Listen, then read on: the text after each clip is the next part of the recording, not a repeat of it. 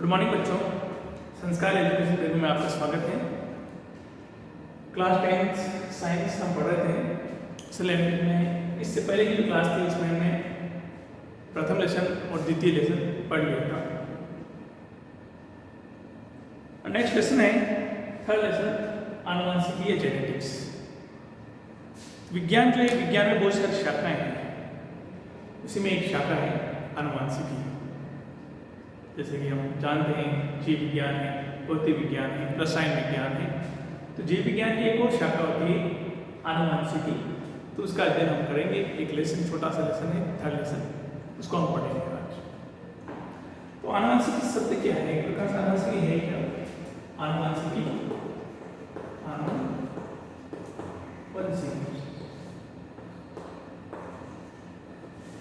English में हम कहते हैं जेनेटिक्स।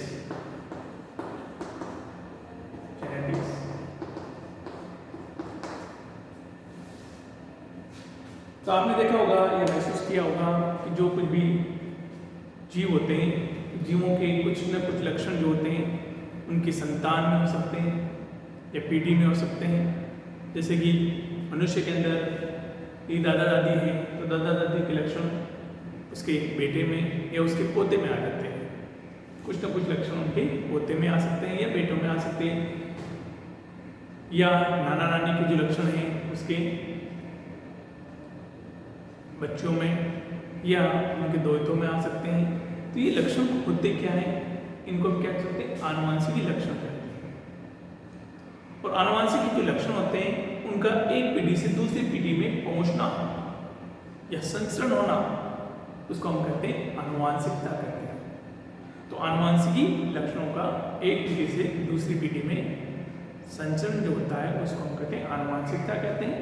और वो आनुवंशिकता का जो अध्ययन विज्ञान की जिस शाखा के अंदर किया जाता है उसको हम कहते हैं आनुवंशिकी कहते हैं। समझ में आया? जो भी लक्षण होते हैं एक पीढ़ी से दूसरी पीढ़ी में पहुंचते हैं तो उनको हम क्या कहते हैं? आनुवंशिकी लक्षण कहते हैं। और इन्हीं लक्षणों का एक पीढ़ी से दूसरी पीढ़ी में पहुंचना आनुवंशिकता कहलाता है। और आनुवंशिकता का अध्ययन जो विज्ञान की जिस शाखा के अंदर किया जाता है उसको हम कहते हैं आनुवंशिकी कहते हैं, जेनेटिक्स कहते हैं। और जो आनुवंशिक लक्षण एक पीढ़ी से दूसरी पीढ़ी में पहुंचते हैं वो लैंगिक क्रिया के माध्यम से पहुंचते हैं। जब लैंगिक क्रिया होती है तो वहीं पर विभिन्नताएं उत्पन्न हो जाती हैं, और विभिन्नताएं जो होती है एक पीढ़ी से दूसरी पीढ़ी में पहुंच सकती है या उसके साथ साथ आनुवंशिक लक्षण पहुंच सकते हैं। तो आनुवंशिकता ये हम परिभाषा देख लेते हैं। आनुवंशिकता किसे कहते हैं, आनुवंशिकी किसे कहते हैं? तो जीवों में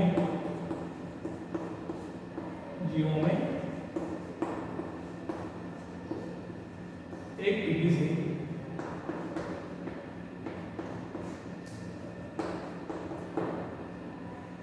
दूसरी पीढ़ी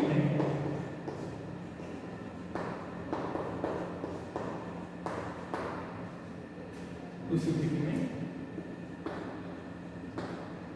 लक्षणों का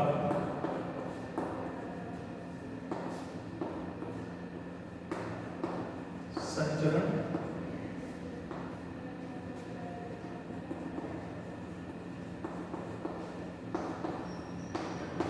आनुवंशिकता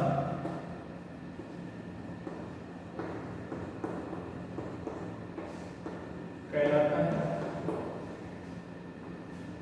तथा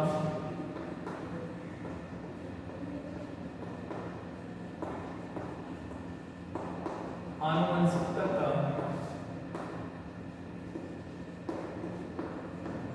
अध्ययन, आनुवंशिकता का अध्ययन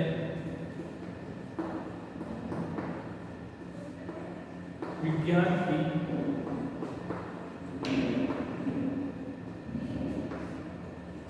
इस शाखा में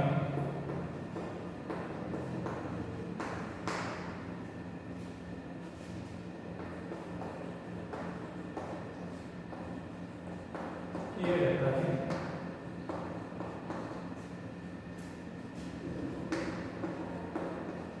उसे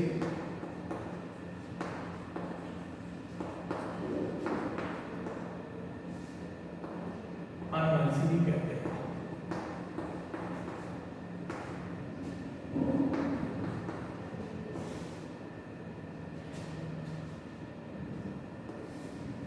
तो जीवों में एक पीढ़ी से दूसरी पीढ़ी में लक्षणों का जो संचरण होता है उसको हम क्या कहते हैं? आनुवंशिकता कहते हैं। और आनुवंशिकता का अध्ययन विज्ञान की जिस शाखा के अंदर किया जाता है उसको हम क्या कहते हैं? आनुवंशिकी कहते हैं, जेनेटिक्स कहते हैं। आनुवंशिकता जो शब्द है वो सर्वप्रथम बेटसन नामक वैज्ञानिक ने दिया था। आनुवंशिकता शब्द किसने दिया था? बेटसन। आनुवंशिकता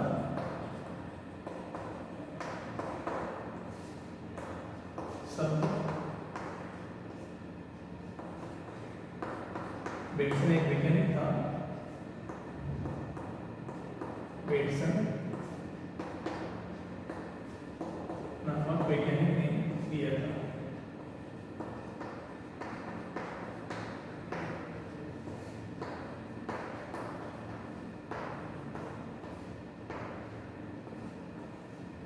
पूछा जाता है एग्जाम में आनुवंशिकता शब्द किसने दिया था? किसने दिया था? तो बेटसन नामक वैज्ञानिक ने दिया था। और जो आनुवंशिकता का जनक किसे कहते हैं? आनुवंशिकता का जनक मेंडल वैज्ञानिक को कहते हैं आनुवंशिकता का जनक। ये भी प्रश्न पूछा जाता है। आनुवंशिकता का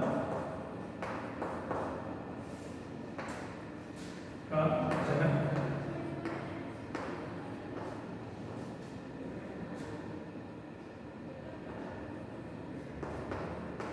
मेंडल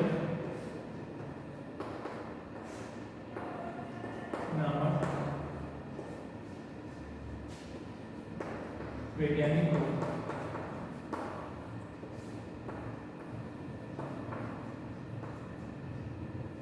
कहा जाता है।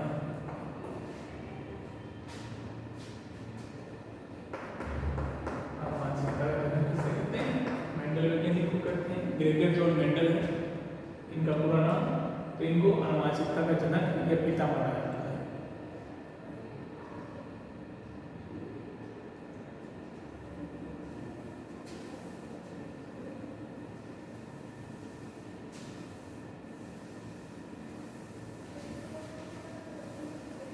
तो जो मेंडल नामक वैज्ञानिक है, ग्रेगर जॉन मेंडल,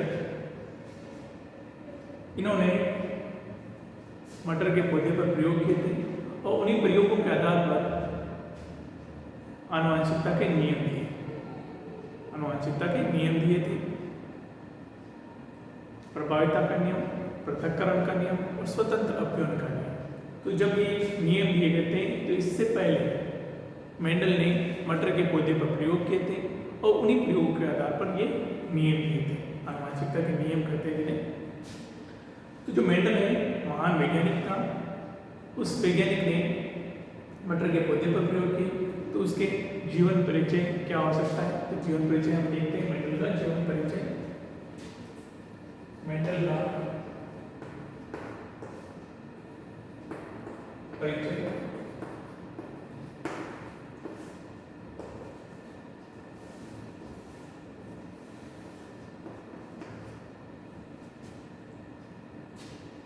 इनका पूरा नाम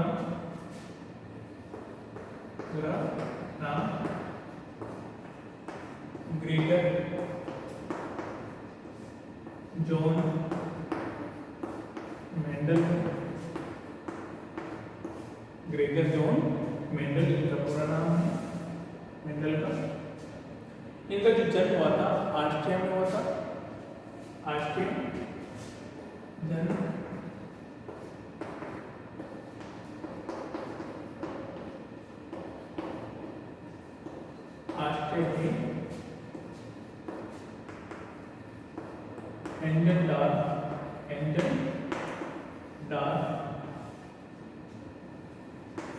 प्रांत के सिलिसियन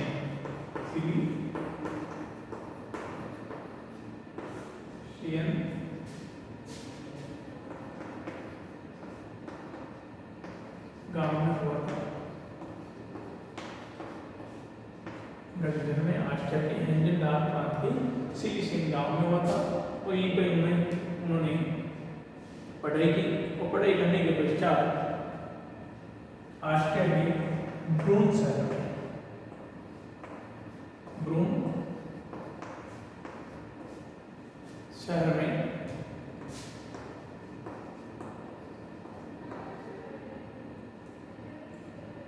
एक चर्च के अंदर एक चर्च में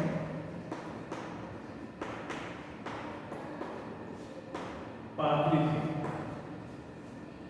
भ्रूण शहर में एक चर्च के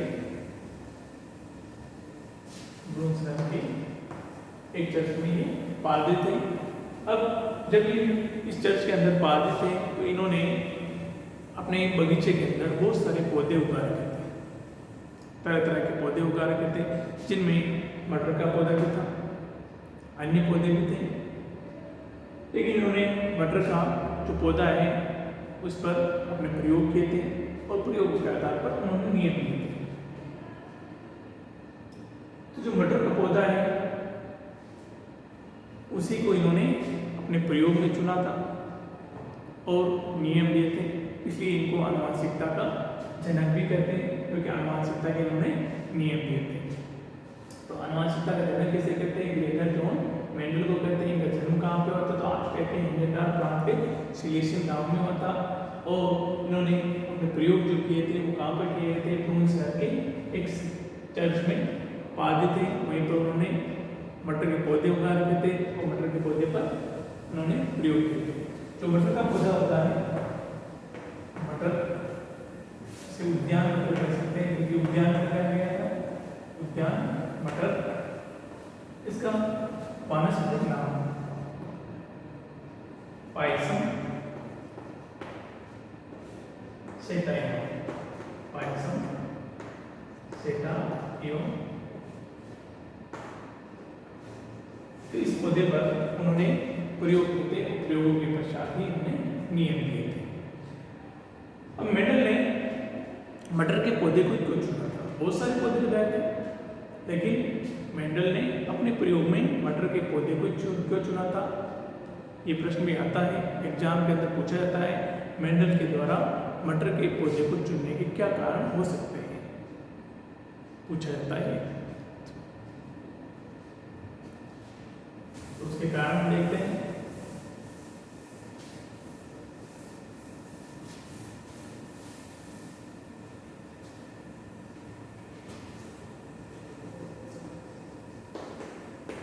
मेंडल के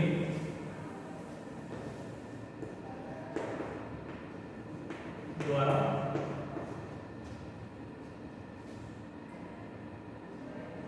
प्रयोग में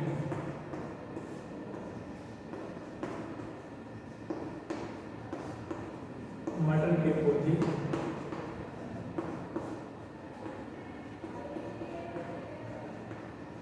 को चुनने के कारण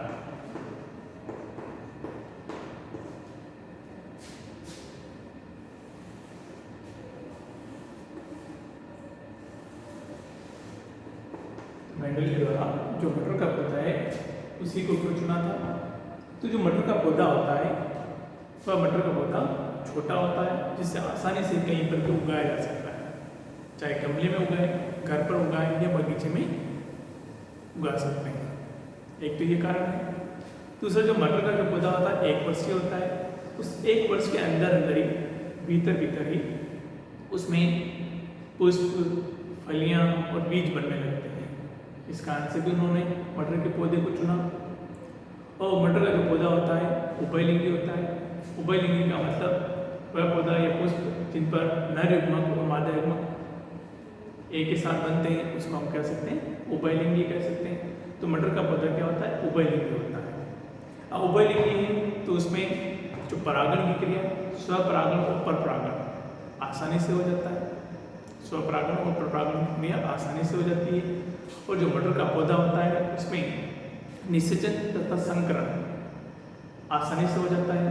निषेचन का मतलब होता है नर युग्मक और मादा युग्मक का जो संलयन होता है उसी को हम क्या कह सकते हैं? निषेचन कह सकते हैं। नर युग्मक तथा मादा युग्मक के संलयन की क्रिया को हम क्या कहते हैं? निषेचन कहते हैं। तो संलयन निषेचन की क्रिया आसानी से हो जाती है। और जो संकरण है, जो जो दो पादप होते हैं, दो पादपों के बीच निषेचन की क्रिया होती है, उसी को हम क्या कर सकते हैं, संकरण कह सकते हैं। तो संकरण की क्रिया भी मटर के पौधे में आसानी से हो जाती है।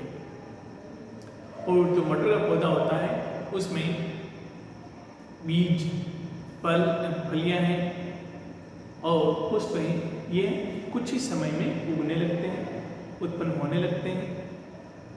और जो मटर का पौधा होता है उसमें 7 विप्रियासी लक्षण देखे थे मंडल ने। इस कारण से मटर के पौधे को उन्होंने अपने प्रयोग में चुना था। तो वो पॉइंट के रूप में आप नोट कर सकते हो, लिखना है यहाँ पर बोर्ड के ऊपर। तो मेंडल के द्वारा प्रयोग में मटर के पौधे को चुनने के क्या कारण हो सकते हैं, एग्जाम में ऐसा प्रश्न बनता है। मटर का पौधा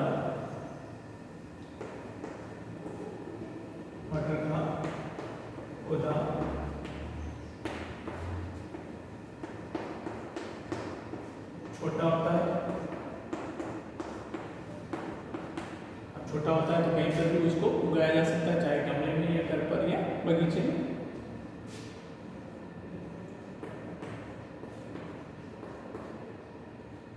मटर का पौधा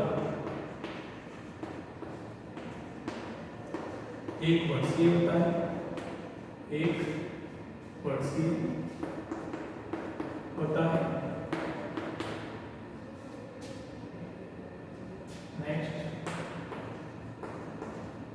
मटर का पौधा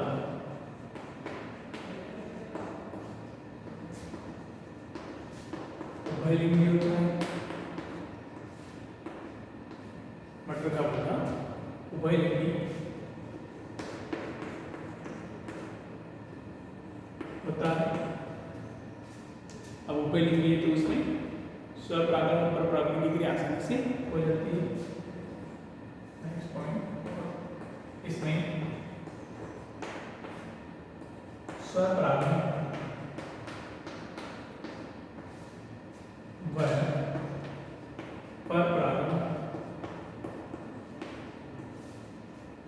स्वपरागण और परपरागण की क्रिया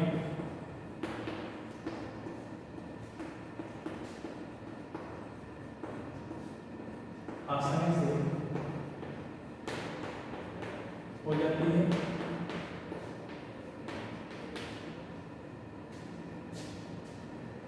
नेक्स्ट, इसमें पुष्प, फलियां व बीज, पुष्प, फलियां व बीज कुछ ही समय में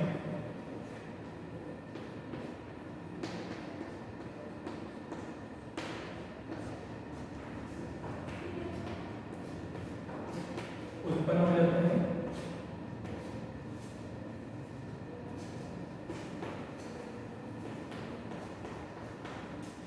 कुछ ही समय में इसमें पुष्प, फलियां और बीज बनने लगते हैं, उत्पन्न हो जाते हैं।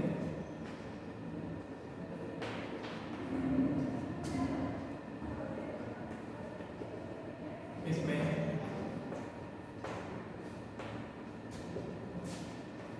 निषेचन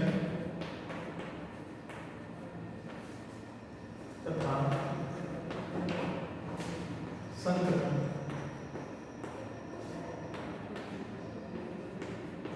आसान होता है। निषेचन तथा संकरण आसान होता है। तो मटर का पौधा एक तो छोटा होता है, दूसरा मटर का पौधा 1 वर्षीय होता है, जिसके कारण से इसमें जल्दी से पुष्प तथा बीज और फलियां उत्पन्न होने लगती है। मटर का पौधा उभयलिंगी होता है, जिसके कारण से स्वपरागण और परपरागण की क्रिया आसानी से हो जाती है। स्वपरागण और परपरागण की क्रिया आसानी से हो जाती है। इसमें पुष्प और फलियां और बीज कुछ ही समय में उत्पन्न हो जाते हैं। और मटर का जो पौधा होता है इसमें निषेचन तथा संकरण की जो क्रिया होती है वो आसानी से हो जाती है। और एक और पॉइंट है, मटर का जो पौधा होता है उसमें मेंडल ने 7 विपर्यासी लक्षण देखे थे। विपर्यासी लक्षण जो होते हैं एक प्रकार से विपरीत लक्षण होते हैं। एक ही पादप होता है, उस पादप के अंदर अलग अलग प्रकार के लक्षण होते हैं, विपरीत लक्षण होते हैं, उनको नाम दिया जाता है विपर्यासी लक्षण कहते हैं।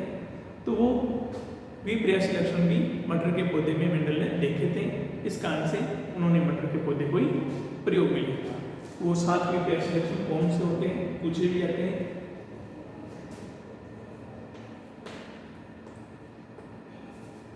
इसमें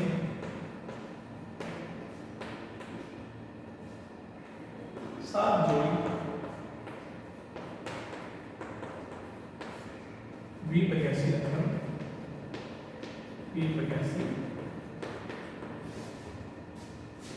लक्षण पाए जाते हैं। 7 जोड़ी विपर्यासी लक्षण पाए जाते हैं, इसलिए भी उन्होंने मटर के पौधे को चुना।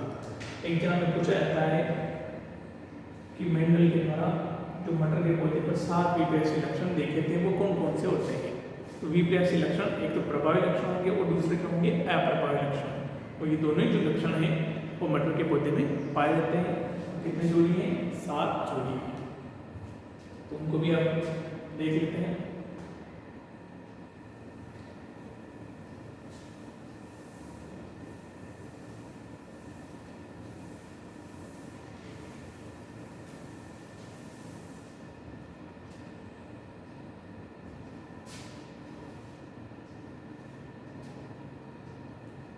अब 7 जोड़ी विपर्यासी लक्षण कौन कौन से होते हैं,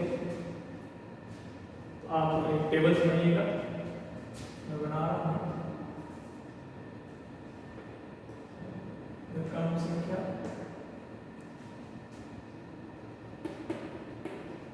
पादप के लक्षण, प्रभावी लक्षण,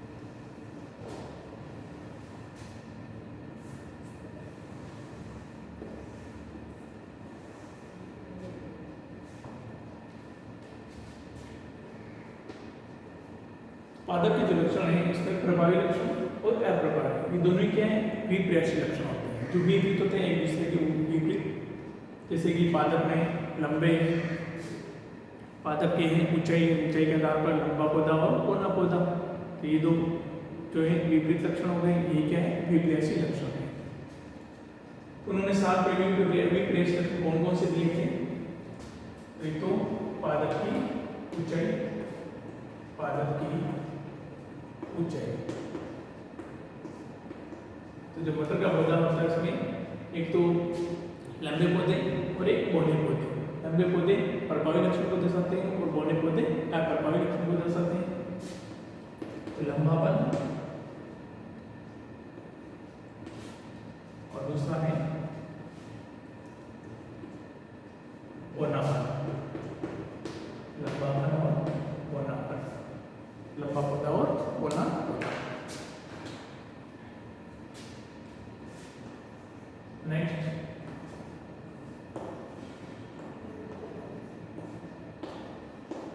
पुष्प की स्थिति।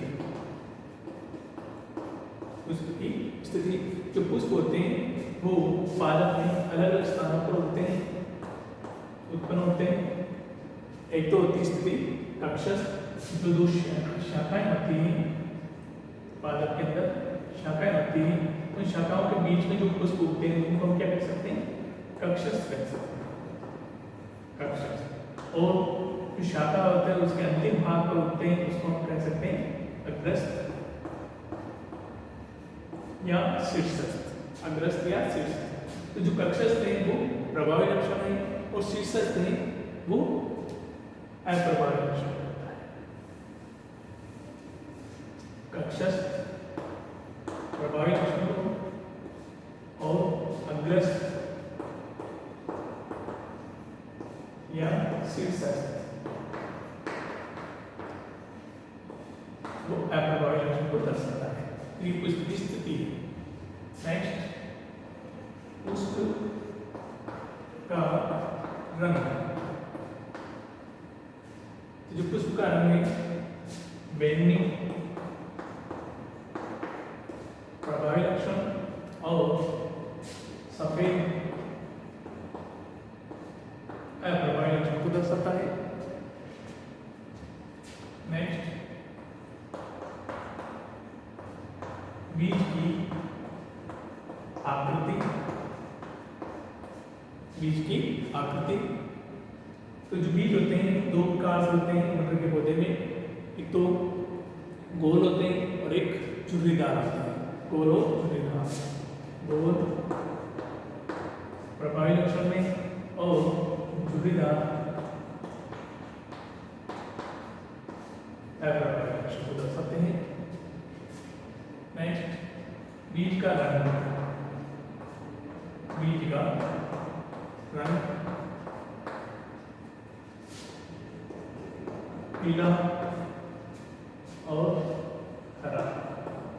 पीला रंग जो है या पीला बीज है वो तो प्रभावी लक्षण को दर्शाता है, हरा जो बीज होता है वो अप्रभावी लक्षण को दर्शाता है। फली की आकृति,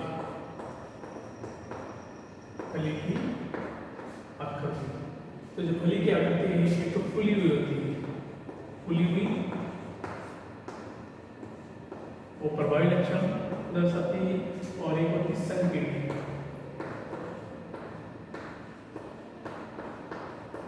संकीर्ण या चपटी, संकीर्ण या चपटी जो है वो अप्रभावी लक्षण को दर्शाती है। नेक्स्ट, फली का रंग, फली का जो रंग है इसमें हरा जो होता है प्रभावी लक्षण और पीला है वो अप्रभावी लक्षण। तो इस प्रकार से 7 विप्रयासी लक्षण मटर के पौधे में मेंडल ने देखे थे।